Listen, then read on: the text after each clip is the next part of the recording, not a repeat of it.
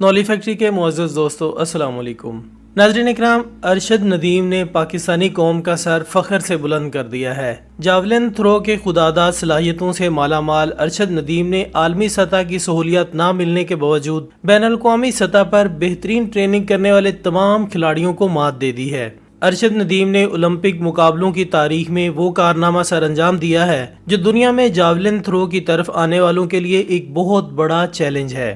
پاکستان میں ہر جگہ ارشد ندیم کا نام تو ہے ہی، عالمی میڈیا بھی اس بات کو بہت زیادہ کوریج دے رہا ہے۔ ناظرین، سب سے پہلے ہم آپ کو بتاتے جائیں کہ ارشد ندیم نے اولمپکس کے مقابلوں میں پاکستان کی تاریخ کا پہلا انفرادی گولڈ میڈل جیت کر اور اولمپکس کی اب تک کی سب سے بڑی تھرو پھینک کر دنیا کو حیران کر دیا ہے۔ ارشد ندیم ایک نیزہ پھینکنے والے پاکستانی کھلاڑی ہیں جن کی جانب سے پھینکی جانے والی 92.97 میٹر کی طویل ترین تھرو 118 سالوں میں اولمپکس گیمز کے فائنل میں پھینکی جانے والی طویل ترین تھرو ہے۔ وہ اولمپکس کھیلوں اور عالمی ایتھلیٹکس چیمپئن شپ میں کسی بھی ٹریک اینڈ فیلڈ ایونٹ کے فائنل کے لیے کوالیفائیڈ کرنے والے پہلے پاکستانی ہیں۔ اولمپکس میں ریکارڈ بنانے اور ملک کا نام روشن کرنے والے قومی ہیرو ارشد ندیم کی کامیابی پر حکومت، اپوزیشن سب خوشیاں منا رہے ہیں۔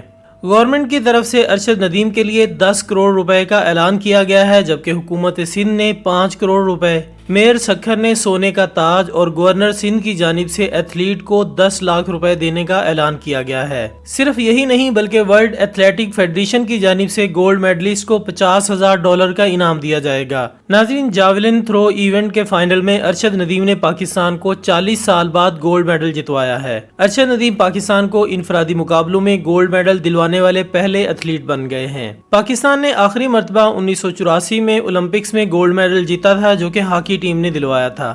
ارشد ندیم نے پاکستان میں مختلف قومی مقابلوں میں حصہ لیا اور کئی بار گولڈ میڈل جیتے۔ ان کی شاندار کارکردگی نے انہیں قومی ہیرو بنا دیا ہے۔ دوستو، ارشد ندیم نے بین الاقوامی سطح پر بھی اپنے ملک کا نام روشن کیا۔ انہوں نے مختلف بین الاقوامی مقابلوں میں شرکت کی اور شاندار کارکردگی کا مظاہرہ کیا۔ پاکستان کو 40 سال بعد گولڈ میڈل جتوانے والے ارشد ندیم کی زندگی کی کہانی کئی نشیب و فراز پر مشتمل ہے۔ ارشد ندیم ایک مزدور کا بیٹا ہے اور ان کے پاس ٹریننگ کے اخراجات اور بین الاقوامی سفر کرنے کے بھی پیسے نہیں ہوتے تھے، لیکن پیرس اولمپکس میں ریکارڈ ساز کارکردگی سے پاکستان کو 40 سال بعد گولڈ میڈل جتوانے والے ارشد ندیم اپنے گاؤں والوں کی امیدوں پر کھرا اترے ہیں۔ ناظرین، ارشد ندیم 2 جنوری 1997 کو پنجاب کے گاؤں میاں چنوں میں پیدا ہوئے۔ 8 بہن بھائیوں میں ارشد ندیم کا تیسرا نمبر ہے۔ ان کے والد محمد اشرف ایک مزدور تھے اور پوری فیملی کے واحد کفیل تھے۔ ان کو کھیلوں میں دلچسپی بچپن سے ہی تھی۔ اسکول کے دنوں میں وہ مختلف کھیلوں میں حصہ لیتے تھے، خاص طور پر کرکٹ اور ایتھلیٹکس میں۔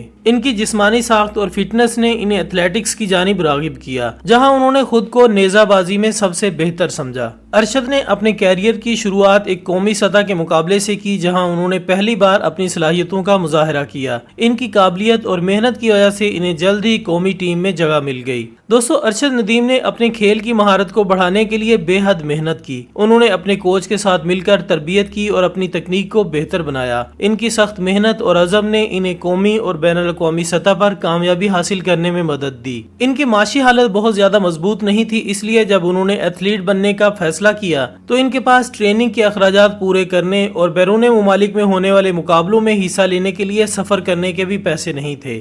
رپورٹ کے مطابق ارشد ندیم کے والد محمد اشرف نے یہ انکشاف کیا کہ ارشد ندیم کو ابتدائی دنوں میں ٹریننگ اور بیرون ملک سفر کرنے کے لیے گاؤں والوں اور رشتہ داروں نے پیسے دیے۔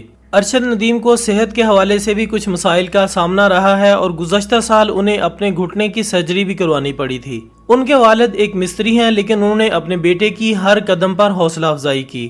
دوستو، ارشد ندیم کے کیریئر میں 2 کوچز رشید احمد ساکی اور فیاض حسین بخاری کا اہم کردار رہا ہے۔